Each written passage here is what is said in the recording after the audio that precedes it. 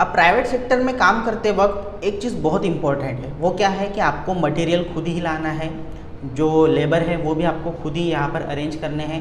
तो एक चीज़ आपको समझनी होगी कि यहाँ पर टीम की बहुत रिक्वायरमेंट है। टीम का मतलब क्या हुआ, अब देखिए अगर मैं ऑफिस वर्क की बात करूँ, ऑफिस वर्क में क्या आता है, अगर मैं एक मेन बात वहाँ पर बताऊँ, आरसीसी वर्क, देन परमिशन का वर्क जो होता है, बिल्डिंग कंस्ट्रक्शन की परमिशन, ये सब चीज़ें यहाँ पर हमारे काम में इनिशियल स्टेज में आती हैं।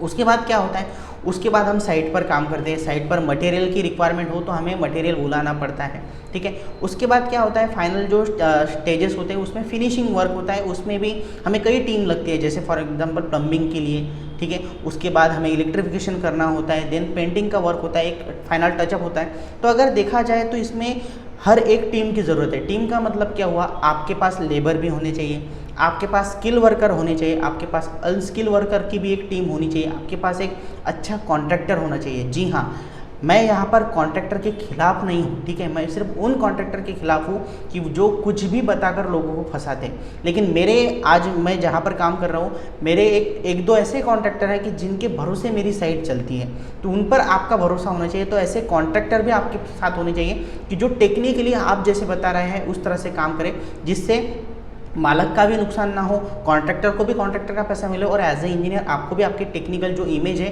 वो प्रॉपरली आप ग्रो कर सके।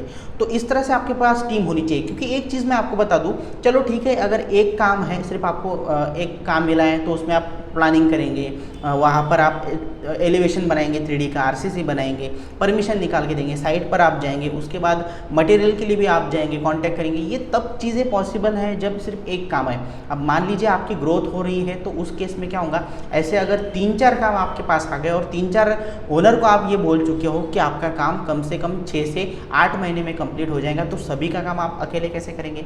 तो उस केस में एज अ बॉस आपको उभरना होता है, और आपको ये टीम जो है उसे हैंडल करना भी आना चाहिए। तो इसका मतलब ये हुआ कि एक समय बाद आप अकेले यहाँ पर काम नहीं कर सकते, और आप ये सोच रहे हो कि सब काम मैं ही करूँगा, तो दिक्कत कुछ नहीं है। बस ये होगा कि आपके पास जो एक काम है उसी को आपको पहले कंप्लीट करना है 6-7 महीने वॉटेवर जो टाइम, उसके बाद दूसरा काम मिलेगा, उसके बाद तीसरा। तो आपकी जो अर्निंग है वो बहुत कम रेट से होंगी। बिकॉज क्या होता है, पेमेंट जो, ठीक है, आपको यहाँ पर पेमेंट मिल रहा है, मैं कहूँगा कि चलो ठीक है, आपको 1 से 3 लाख मिल भी रहे हैं, लेकिन 1 से 3 लाख आपको ओनर कोई एक ही दिन में आपके हाथ में या फिर अकाउंट में नहीं ट्रांसफ़र कर रहे हैं।